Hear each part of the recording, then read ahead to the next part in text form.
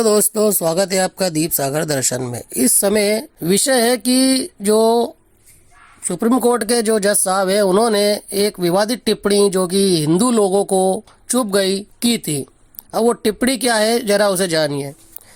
Supreme court में एक याचिकाकर्ता ने एक याचिका दायर की कि जो खजुराहो का मंदिर है, यानी कि भगवान विष्णु का मंदिर है, वो जीर्ण शीर्ण अवस्था में था और वहाँ पर एक मूर्ति है जिसे कि संभावित विष्णु की मूर्ति बताया गया है, जो कि खंडित थी।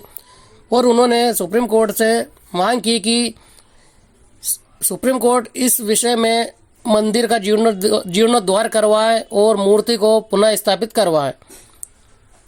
इसी विषय पर जो गवई साहब है, उन्होंने अपनी राय रखी और कहा कि जो भगवान है, आपके देवता हैं, आप उनसे भी तो प्रार्थना कीजिए कि वो तुम्हारी कुछ मदद करें।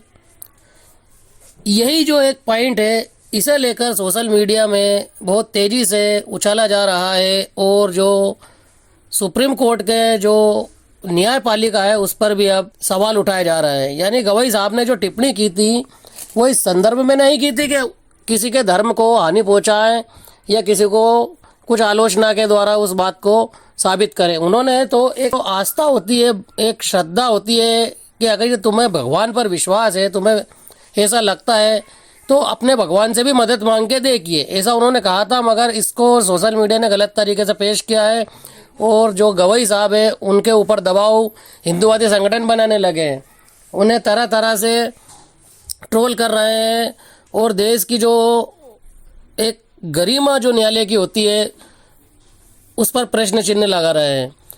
हालांकि उन्होंने जो पुरातत्व विभाग रहता है, उसकी भी उन्होंने राय दी कि आप इनसे सर्वेक्षण कराइए और इसके लिए खजुराहो के मंदिर के जीर्णोद्धार के लिए आगे की प्रोसेस कीजिए। मगर हिंदुस्तान के अंदर जरा सी बात यदि कोई हिंदू धर्म के खिलाफ कह देता है तो उसे बड़ा तूल दे दिया जाता है। सीजेआई गवई साहब की जो इस बात है, हिंदूवादी संगठनों ने और सोशल मीडिया ने तोड़ मरोड़ कर पेश की है और उन पर इतना दबाव बनाया जा रहा है कि आखिर उन्होंने इस तरह का विवाद क्यों दिया। इसी विषय पर कई हिंदूवादी संगठनों ने भी तरह तरह से उन पर नाराज़गी जताई है। अनिरुद्धाचार्य हो या और भी कई हिंदूवादी संगठन हो, इन्होंने सीजेआई साहब के खिलाफ बहुत ही जहर उगलना शुरू कर दिया है। दूसरे शब्दों में एक ऐसी संभावना जताई जा रही है कि क्या महाभियोग आ सकता है, यानी सीजेआई गवई साहब को हटाने के लिए कोई एक्शन लिया जा सकता है। परंतु गवई साहब ने अपने बयान में सार्वजनिक तौर पर ये स्पष्ट किया है कि मेरा जो वक्तव्य है वो किसी भी धर्म को हानि या ठेस पहुंचाने के लिए नहीं है। मैं सभी धर्मों का सम्मान करता हूं और सभी की इज्जत करता हूं। मेरे जो ये बयान है, उसको अपने अपने हिसाब से लोग इस्तेमाल कर रहे हैं और उसका गलत उपयोग कर रहे हैं और मुझे बदनाम कर रहे हैं।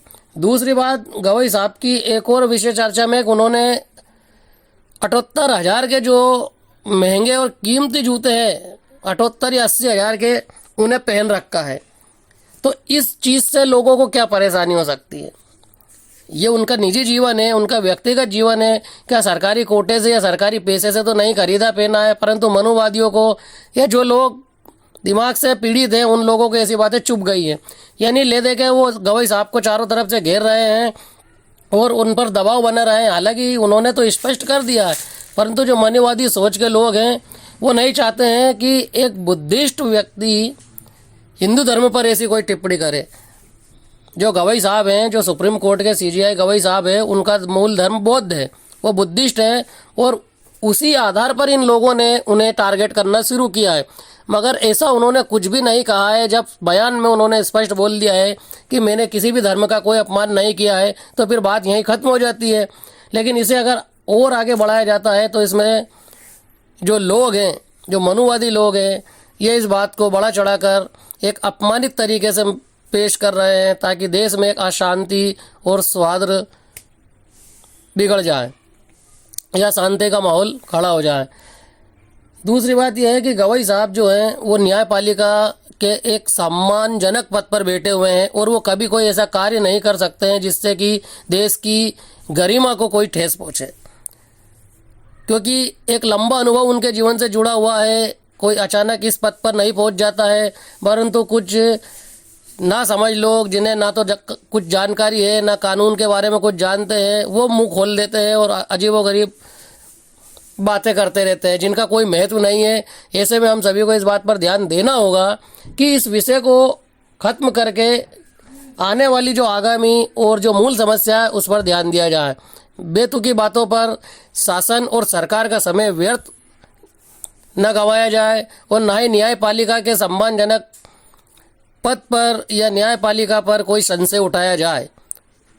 अतः ऐसी जो भी ये घटनाएं या जो भी बयानबाजियां चल रही इन्हें तत्काल रोका जाए और इस पर रोक लगाई जाए। वीडियो में अभी इतना ही। यदि आप भी इस विषय पर कोई राय देना चाहते हैं तो कमेंट में ज़रूर दीजिए। यदि चैनल पर आप नए हैं तो चैनल को सब्सक्राइब कर लीजिए। धन्यवाद।